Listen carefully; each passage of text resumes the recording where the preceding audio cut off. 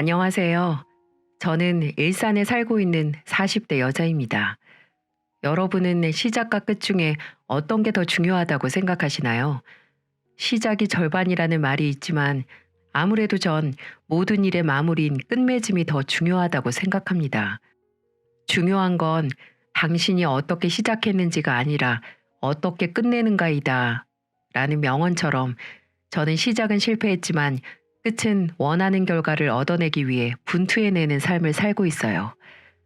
제가 끝맺음에 집착 아닌 집착을 하게 된 건 어떤 남자를 만나면서부터 시작됐습니다. 그 남자는 바로 제 남편이고요. 남편과 저는 동네 맛집 모임에서 처음 만났습니다. 여럿이서 모여 서로 좋아하는 맛집을 공유하고 함께 탐방을 하고 다니는 모임인데요. 남편과 저는 음식 취향과 입맛이 딱 맞아서 빠르게 친해졌죠. 그렇게 가까운 사이로 지내다가 서로의 마음이 맞아 연애를 시작했고 2년 후 결혼을 했습니다. 개인 사업을 하던 남편은 성실하고 자기 일에 자부심이 강한 사람이었어요. 저도 남편의 그런 야망 있는 점이 좋아서 결혼한 것도 있었죠. 음식 취향만큼이나 다른 모든 게 다 잘 맞았던 저와 남편 사이에 착한 아들과 똑똑한 딸, 이렇게 두 아이가 태어났고, 저는 아이들이 태어난 만큼 육아에 전념하기 위해 가정주부가 됐습니다. 아무래도 저보다는 일 욕심이 많은 남편이 일에 더 집중할 수 있도록 제가 집에 있는 게 낫겠더라고요. 남편도 저의 희생에 고마워했어요. 일에만 너무 몰두하지 않고 다정한 남편, 가정적인 아빠가 되기 위해 노력하겠다고 항상 말했죠. 저와 남편은 서로 배려하고 양보하며 안정적인 결혼 생활을 했습니다.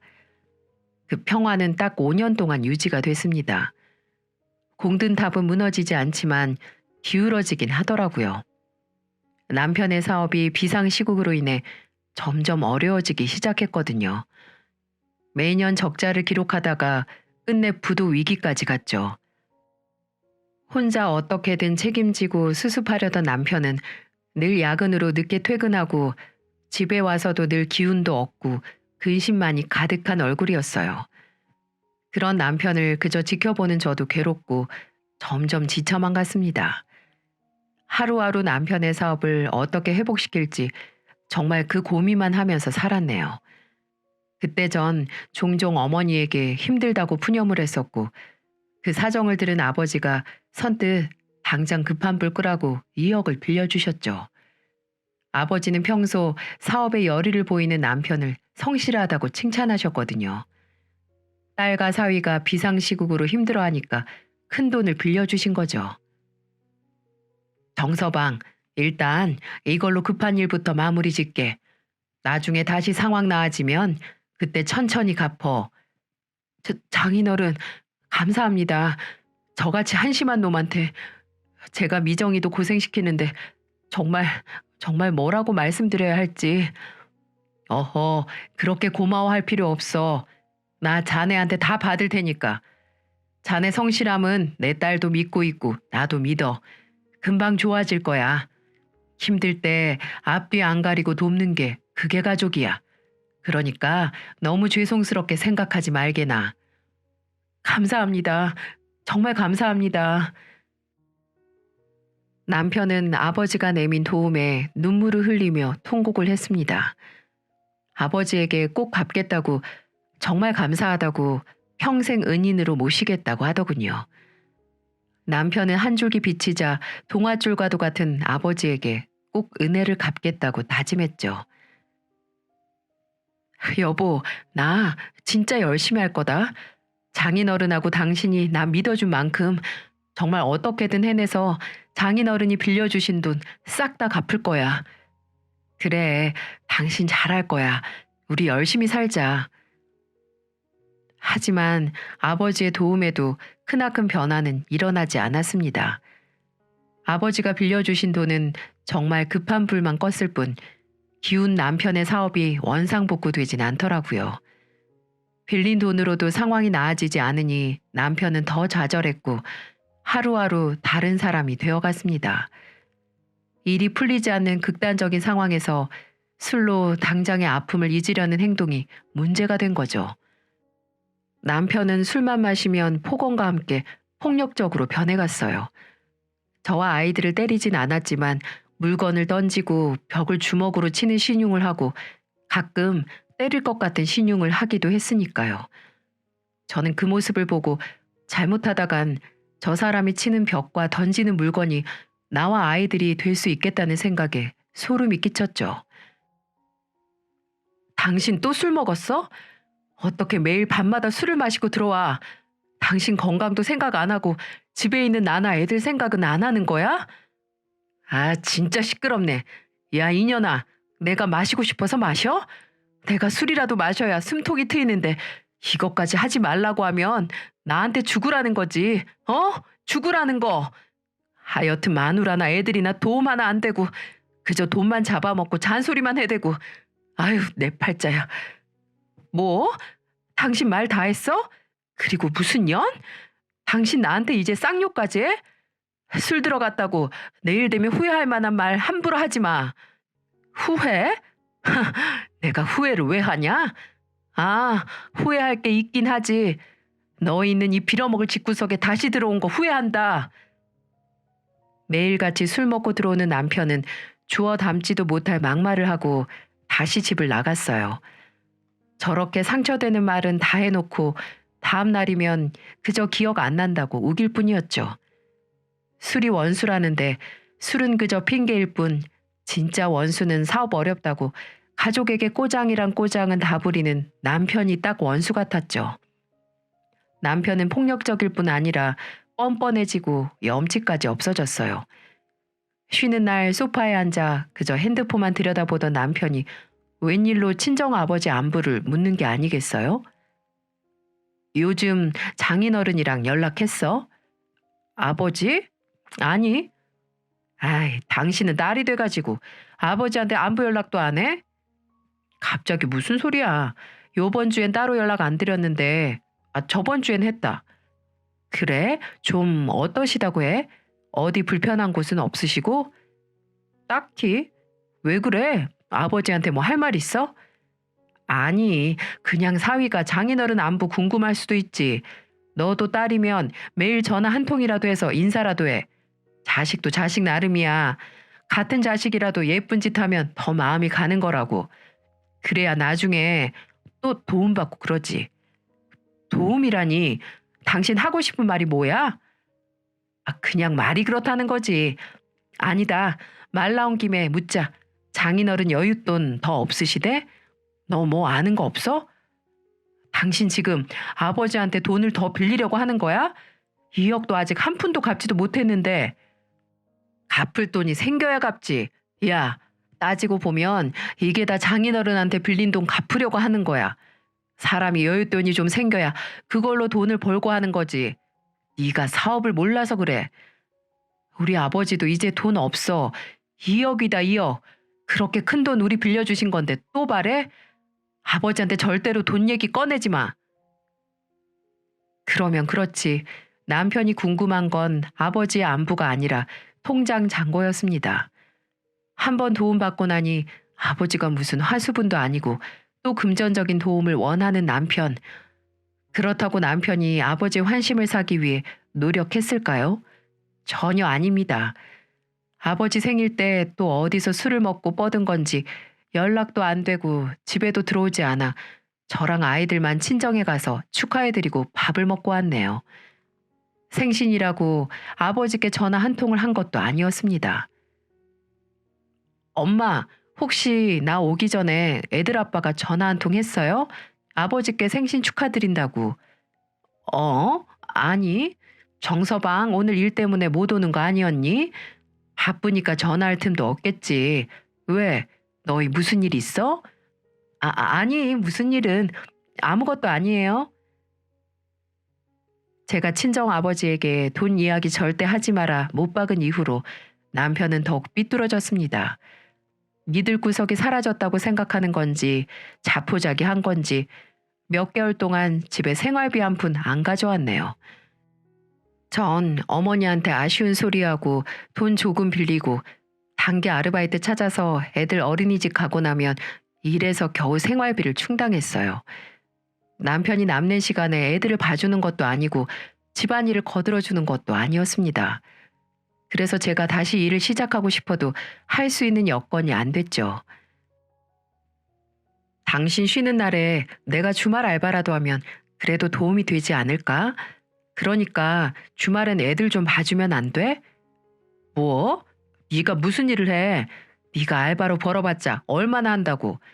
그럴 바엔 애들이나 잘 봐. 쓸데없는 생각하지 말고. 이게 왜 쓸데없는 생각이야?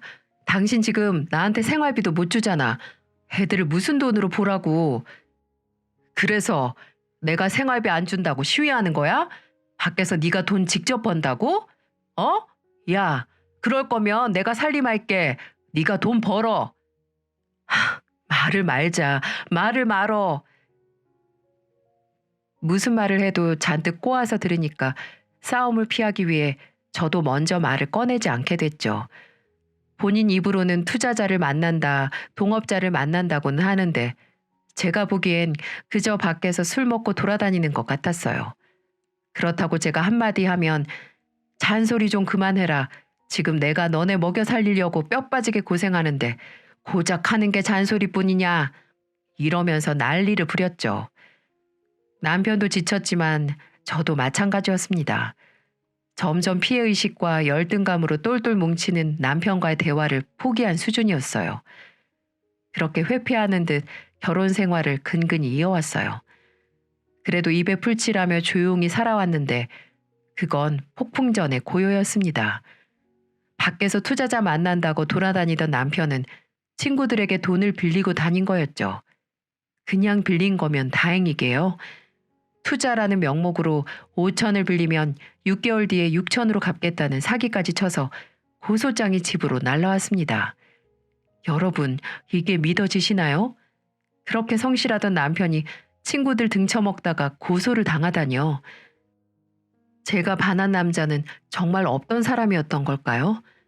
아니면 정말 사는 게 힘들어지니 사람이 바뀐 걸까요? 저는 정말 갈 때까지 갔다고 느꼈습니다. 이대로 가다간 우리 애들이 교도소 면회로 아빠 얼굴을 보게 되겠구나 싶었죠. 전 답답한 마음에 어머니에게 이 사실을 알려 조언을 구했고 머리 끝까지 화가 난 어머니는 아버지에게 알려 저와 남편을 친정으로 부르셨습니다. 처음엔 이 사태를 어떻게 할지 의논하자는 목적이었죠. 하지만 대화 내용은 점점 격해졌고 그저 본인 잘못이 아니라는 남편의 태도에 아버지가 크게 노하셨어요. 이게 다 일의 한 부분이에요. 한 부분. 다 오해고 풀 수 있다고요. 장인어른한테 불려와서 이런 소리 들을 정도로 잘못한 게 아니라고요. 끝까지 본인 잘못을 인정을 못하는구만. 자네, 내가 밖에서 사기나 치고 다니라고 2억 빌려준 줄 알아? 어? 장인어른, 솔직히 요즘 2억이 어디 돈인가요? 그 2억으로 요즘 같은 불경기에 장인어른 딸하고 손주들 먹여 살린 것만도 대단한 겁니다. 장인어른, 저 지금 좀 힘들다고 무시하시나 본데 저 금방 도로 일어설 겁니다. 뭐? 자네 지금 말 다 했어? 당장 숨 넘어갈 것 같은 거 살려놨더니 무엇이 어째? 자네 이렇게 고마운 줄도 모르고 자네 마음대로 살 거면 내가 빌려준 2억 그거 당장 돌려놔. 그렇게 자신만만하면 지금 당장 갚으라고. 남편의 배은망덕한 말에 아버지는 크게 노하시고 빌려준 돈을 당장 갚으라고까지 하셨어요. 하지만 그 무엇보다 남편이 콧방귀를 끼며 한 말이 진짜 가관이었죠. 언제는 가족끼리 서로 돕고 사는 거라더니 화 좀 나셨다고 바로 갚으라고 하시고 참나 이게 장인어른이 말한 가족이라는 겁니까? 네, 갚으면 되잖아요. 갚으면. 근데 그 돈 갚으면 장인어른 딸하고 손주들이 배 고른 거예요. 아세요? 어쩌면 그 돈 갚느라 집까지 팔아야 해서 길바닥에 나앉을 수도 있겠네요. 그걸 원하시는 거예요? 네? 저랑 같이 사는 딸하고 손주들까지 고생시켜야 직성이 풀리시겠냐고요. 자네, 지금 내 딸하고 손주로 협박하는 거야? 어디서 되먹지 못한 짓을 하고 있어? 이제는 아버지에게 협박까지 하는 남편. 어쩌다 이런 상황까지 왔을까? 전 남편과의 결혼을 뼈저리게 후회했습니다. 아버지와 어머니는 남편의 조롱과도 같은 말에 그저 부들부들 떨고 계셨죠. 그 광경에 이루 말할 수 없는 분노가 치밀었고 전 마음 먹고 입을 열었어요. 나 당신이랑 안 살아. 당신이랑 이혼할 거니까 걱정하지 말고 우리 아버지 돈이나 갚어. 뭐? 귓구멍이 막혔어? 우리 아버지 돈 갚으라고. 저의 이혼 선언에 남편은 크게 당황해 말까지 더듬더군요. 무슨 배짱인지 제가 본인과 갈라설 거라는 생각은 추호도 못했나 봅니다. 지가 뭐라고 멍청하게 어버버거리는 남편에게 쐐기를 확 박아버렸죠. 내가 이혼 소송 걸고 재산 분할 신청까지 할 테니까 그 돈 받으면 바로 우리 아버지 돈부터 갚아. 그걸로 택도 없을 테지만 당신 말대로 금방 사업 일어설 거니까 어렵지 않겠다. 그치? 여보, 갑자기 이혼이라니. 당신 지금 내가 장인어른하고 싸우니까 홧김에 하는 소리잖아. 전혀 아닌데? 착각하지 마. 지금까지 당신 옆에서 버틴 거 애들 보고 버틴 거야. 당신한테 미련 한 톨도 없어. 당신은 이제 우리 아버지한테 2억 어떻게 갚을지 그 걱정이나 해. 그래, 미정아. 잘 생각했어. 미정이 아버지랑 내 생각도 미정이랑 같아. 자네같이 은혜 모르는 사람 우리도 사위로 가족으로 미련 한 톨 없어. 전 일에 자부심 있는 남편의 모습이 좋아 결혼을 했던 건데 그건 자부심이 아니라 아집이고 그저 허상일 뿐이었어요. 그렇게 저희의 결혼은 5년을 채우고 끝나게 되었습니다. 이제 지긋지긋한 인간과 남남이 되니 정말 속이 시원했습니다. 갑자기 혼자 된 게 두렵긴 했지만 이젠 집안에서 누구 눈치 안 봐도 되고 불안해하지 않아도 됐으니까요. 앞으로 더는 나빠지지 않겠다고 생각했는데 그건 저의 착각이었습니다. 저의 불행은 아직 끝나지 않았더라고요. 화물차를 운전하시던 저희 아버지가 새벽 운전 중에 졸음운전으로 세상을 떠나고 만 겁니다. 저희 집은 한순간에 아수라장이 되었죠. 어머니도 저도 제정신을 차리지 못했어요. 아버지가 10여 년을 몰던 화물차는 폐차 수준으로 박살이 났고 아버지도 그 자리에서 즉사하셨죠. 다 찌그러진 차에서 건진 건 아버지가 백미러에 걸어놨던 저와 손주들의 사진이 담긴 열쇠고리 뿐이었습니다. 가슴 속에 커다란 기둥이 순식간에 송두리째 뽑힌 기분이었습니다. 절대로 메꿔지지 않는 커다란 구멍이 뚫린 거죠. 아직도 아버지 손을 잡았을 때 거칠거칠하지만 따뜻했던 온기가 느껴지고 아버지가 미정아, 권미정 하고 부르는 목소리가 들리는 것 같았어요. 아직 못 해드린 게 너무 많고 오히려 받은 것뿐인데 이렇게 가신 아버지가 너무 불쌍해서 가슴이 사무쳤습니다. 제가 이혼을 하겠다고 한 뒤에 아버지는 손주들 간식이나 장난감이라도 본인이 사주겠다고 더 열심히 일하셨거든요. 아버지에게 괜한 부담만 지어드리고 마지막에 자식이라고 한 짓이 이혼이고 사람 보는 눈 하나 없어서 못 볼 꼴만 보여드린 거라 죄책감에 몸둘 바를 모르겠더군요. 그나마 어머니께서 우리라도 정신 차려서 아버지 좋은 곳으로 가시게 준비하자고 저를 다잡아 주셨습니다. 그렇게 아버지 장례식 날 제일 보기 싫은 인간이 나타나 제 속을 더 뒤집어 놓더군요. 이혼 소송 중인 전 남편이 어디서 소식을 들은 건지 장례식장에 왔었습니다. 꼴의 사위였다고 침통한 표정으로 아버지 앞에 향도 꽂고 절도 하는데 그래 너도 사람 새끼긴 하구나 싶었죠. 전 남편은 바로 가지도 않고 자리를 잡고 앉더라고요. 계속 모른 척 할 수가 없어서 와줘서 고맙다는 말을 하고 빨리 보낼 생각이었어요. 제가 앞자리에 앉자 소주를 들이키던 전 남편이 입을 열었습니다. 다시 시작하자. 아니 이게 무슨 개 뼈다귀 같은 소린가요? 역시 사람은 변하지 않고 원하는 게 있어서 온 것뿐이었어요. 제가 황당한 표정으로 대묻자 전 남편은 뻔뻔하게 말하더군요. 뭐? 제정신이야? 그 말 하려고 왔니? 장인어른도 돌아가시고 네가 뭐 믿고 애들 키우면서 살 건데 고집 부리지 말고 다시 합쳐. 야, 걱정하는 척 하지 마. 그리고 내가 왜 못 살아? 나도 너 만나기 전까지 일하고 돈 벌었어. 당신 알량한 사업하는 거 도와준다고 그만둔 거야. 헛소리 할 거면 그냥 가. 우리 아버지 보내드리는 곳에서 부정이나 타게 하지 말고. 너 애들 생각은 안 하냐? 애들 애비 없이 키우고 싶어? 어? 애비 없는 애들로 만들고 싶냐고. 나도 애들 생각해서 너한테 말하는 거야. 애들 없으면 나도 이런 수고 안 해. 그래, 그러니까 하지 마. 어차피 효과도 없어. 그리고 밖에서 돈 빌리고 다니면서 경찰서에서 연락 오게 만드는 아버지 있어봤자 아무 소용없어. 아니, 그냥 그 꼴 안 보고 아버지 없이 사는 게 100배 나아. 말 한 번 정 떨어지게 하네. 야, 그러는 넌 나 없이 살 수 있을 것 같냐? 너 아무것도 아니야. 그나마 나라도 되니까 너 데리고 살았지. 네가 집에서 애 보는 거 말고 한 게 뭔데? 그리고 너같이 경력 단절된 아줌마 누가 써줄 것 같아? 너 나 없이 못 살아. 정신 차려. 전 남편은 애들과 경제적 상황을 들먹이며 저에게 다시 합치자고 협박하는 듯 했지만 솔직히 제 눈엔 아주 처절하게 구걸하는 걸로만 보였어요. 입에 거품까지 물어가면서 발악을 하는데 그게 그렇게 구차할 수가 없더군요. 야, 너야말로 정신 차려.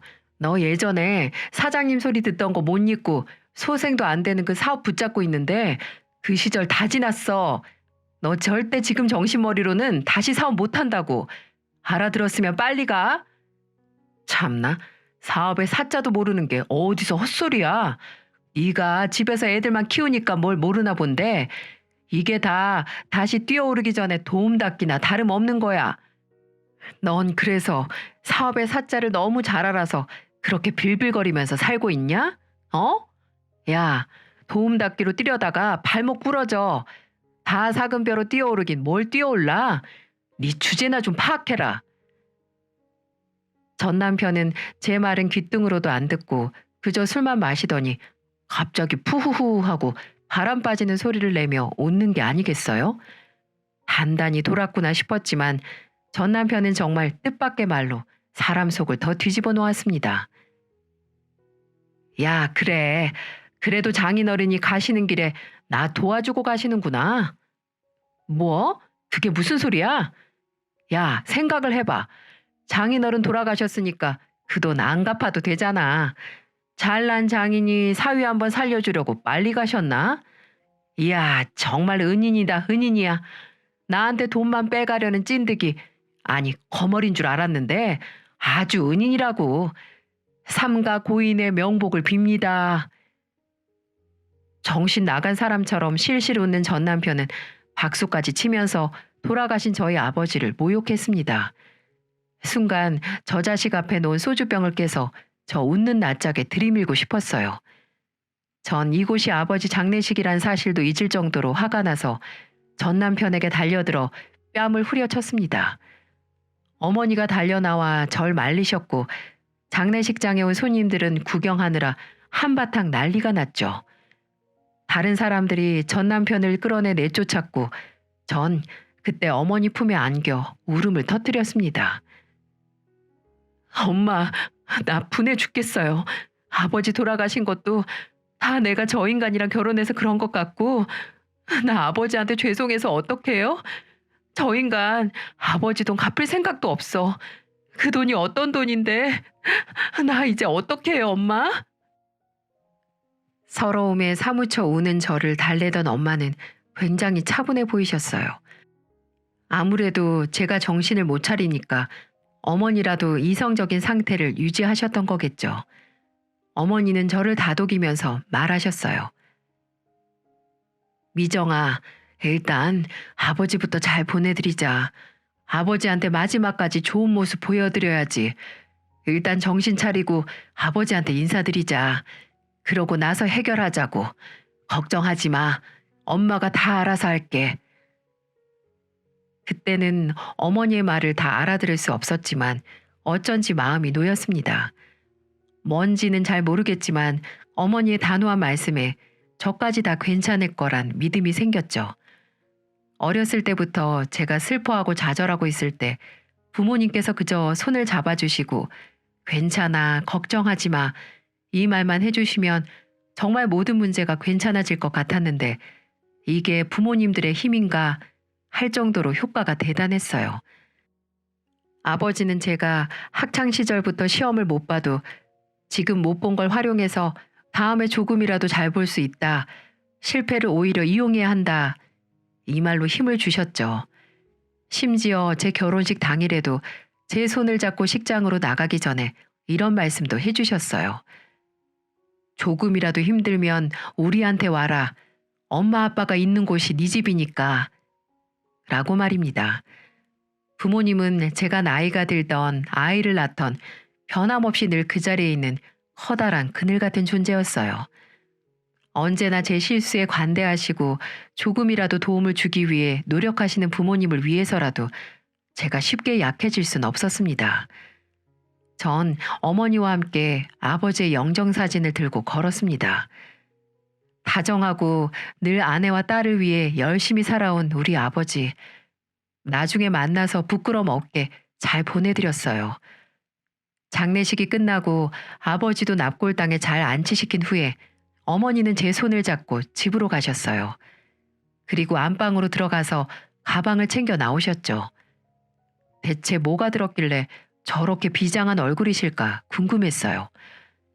어머니는 저에게 전 남편이 지금 살고 있는 시댁으로 안내하라고 하셨죠. 아니, 지금 이 상황에 시댁에? 어머니가 무슨 생각이신지 알 수가 없었던 저는 그저 잠자코 어머니를 믿기로 했습니다.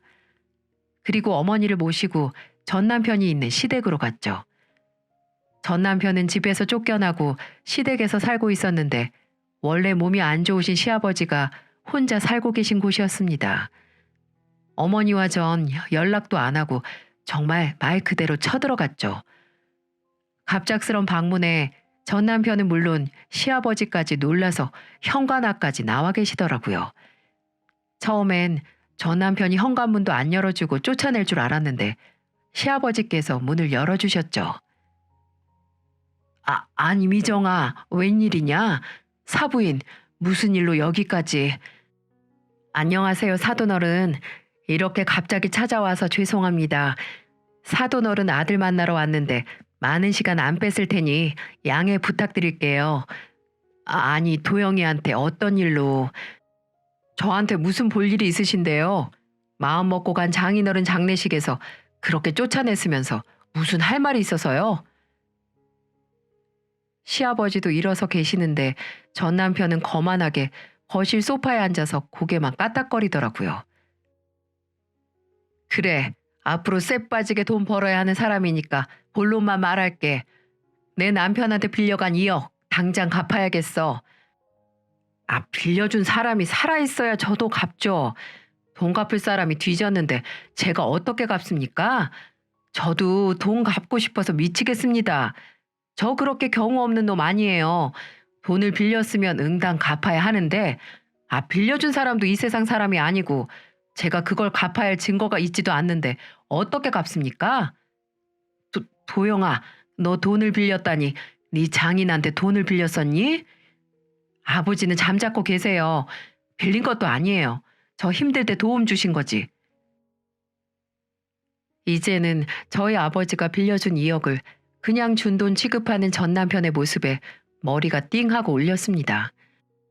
저 자식이 아버지가 돌아가시니 아예 철판 깔고 2억을 꿀꺽하려는구나 싶어 너무 답답하고 화가 났어요. 저는 그렇게 부들거리고 있는데 어머니는 침착하게 가방에서 노란 봉투를 하나 꺼내시더군요. 저도 전 남편도 어머니가 꺼낸 노란 봉투를 영문 모르고 보고만 있었습니다. 어머니는 봉투 안에서 종이를 몇 장 꺼내 남편 쪽으로 들어 보였어요. 그리고 또렷한 목소리로 종이에 적힌 글을 읽기 시작하셨죠.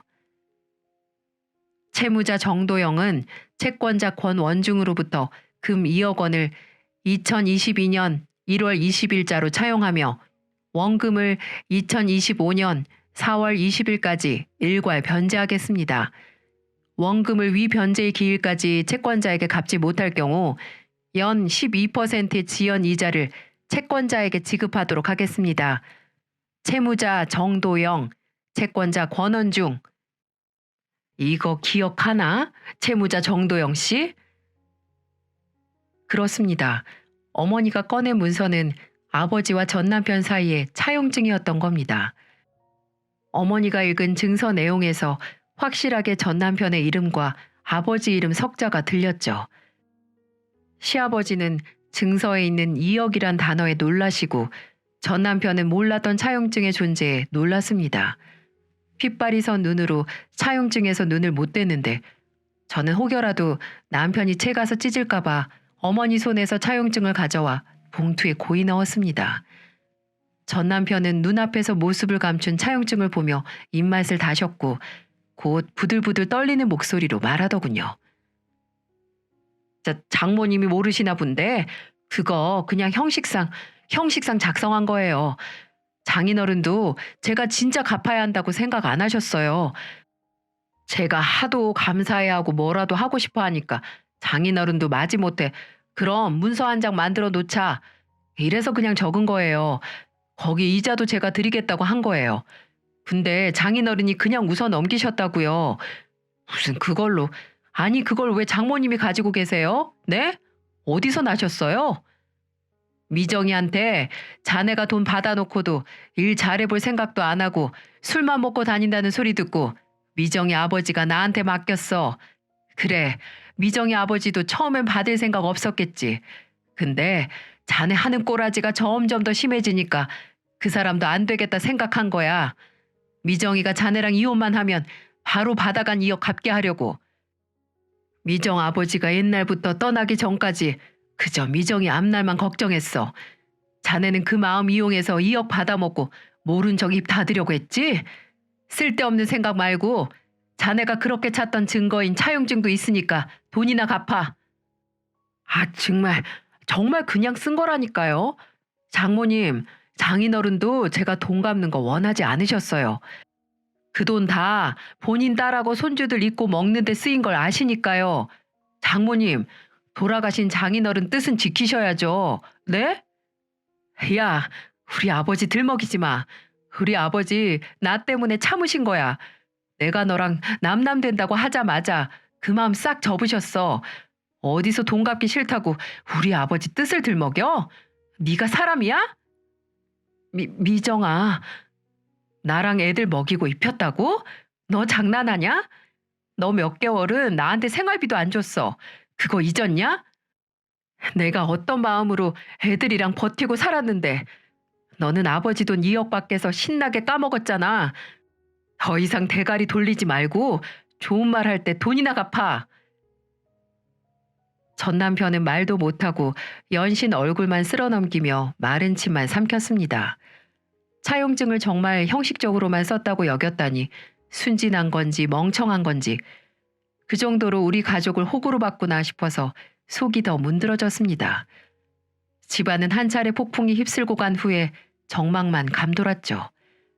그때 시아버지가 어머니 앞에 무릎을 꿇으셨습니다. 아니, 지금 무릎 꿇고 싹싹 빌 건 전 남편인데 시아버지가 어머니께 용서를 구하시는 걸 보고 너무 놀랐어요. 어머니도 놀라서 엉거주춤거리며 시아버지를 쳐다봤습니다.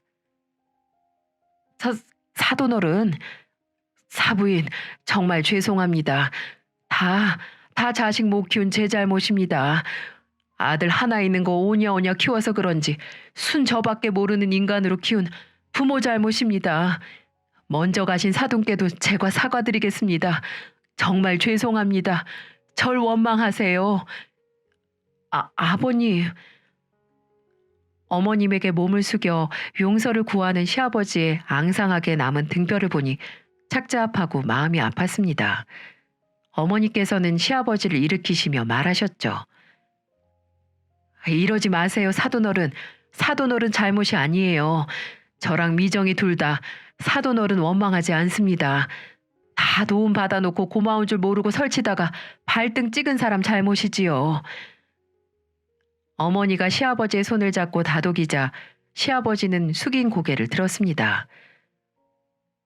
도영이 애미 보내고 생명보험금으로 나온 돈 저 그대로 가지고 있습니다.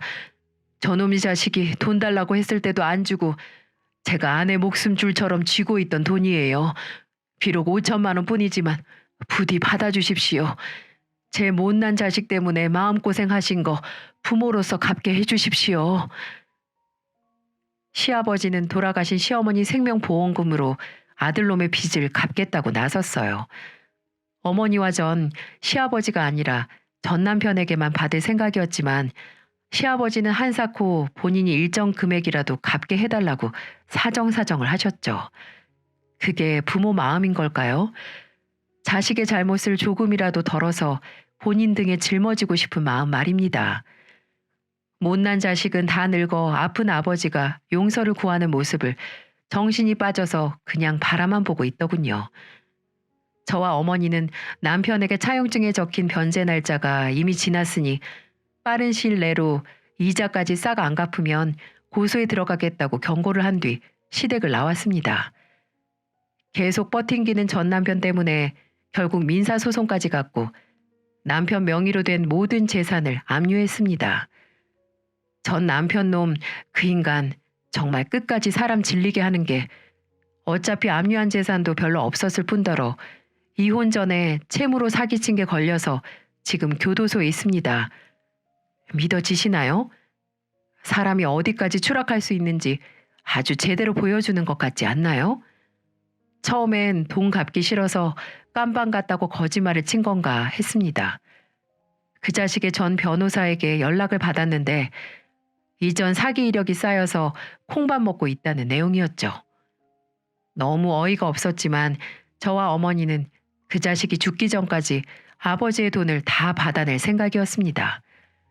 수감자들에게도 각종 소송이 가능하기에 그 자식이 교도소에서 출소하고 세상의 맑은 공기 맞기도 전에 재판 서류들로 더 숨막히게 만들어 줄 겁니다. 자유의 몸이 되기도 전에 채권으로 발목을 붙잡아서 아주 피 한 방울 다 짜낼 거예요. 무슨 일이 일어나도 저희 아버지의 순수한 호의를 악용한 그 자식에게 10원짜리 하나라도 받아내야 조금이라도 억울한 우리 아버지 마음 풀어드릴 수 있을 것 같아서요. 저도 그걸 받아야 사진 속 아버지 얼굴을 똑바로 볼 수 있을 것 같네요. 솔직히 전 남편만 시아버지에게 못난 자식이 아니라 저도 저희 부모님께 못난 자식이니까요.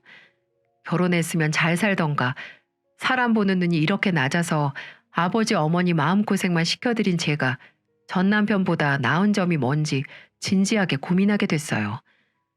아버지는 돌아가시기 전까지 절 위해 어머니에게 차용증까지 맡겨두시고 어머니도 그 차용증을 잊지 않으시고 절 도우셨는데 정말 딸로서 잘한 게 아무것도 없구나 하는 생각에 한숨만 나왔어요.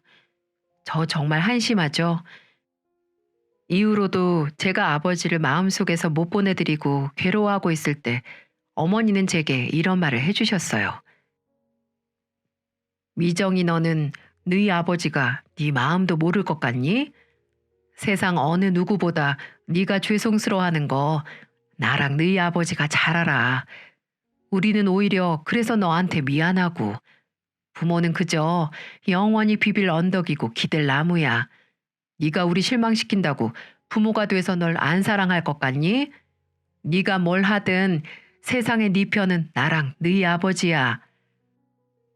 자식을 키우는데 오만자루에 품이 든다고 저희 부모님이 절 위해 하신 공력은 헤아릴 수 없을 정도였습니다. 이제 아버지에겐 갚고 싶어도 갚지 못하는 은혜인데 남편 놈이 꿀꺽 먹고 입 닦은 돈만은 어떻게 해서든 되찾고 싶었고 되찾을 겁니다. 분명 제 결혼은 시작부터 잘못된 결혼이었지만 아버지를 위해 아버지의 돈을 싹 찾고 나면 그나마 끝맺음이라도 잘할 수 있을 거라고 믿어요. 지금은 어머니와 함께 살고 있어요. 어머니랑 저 둘 다 혼자가 됐었는데 다시 둘이 된 거죠.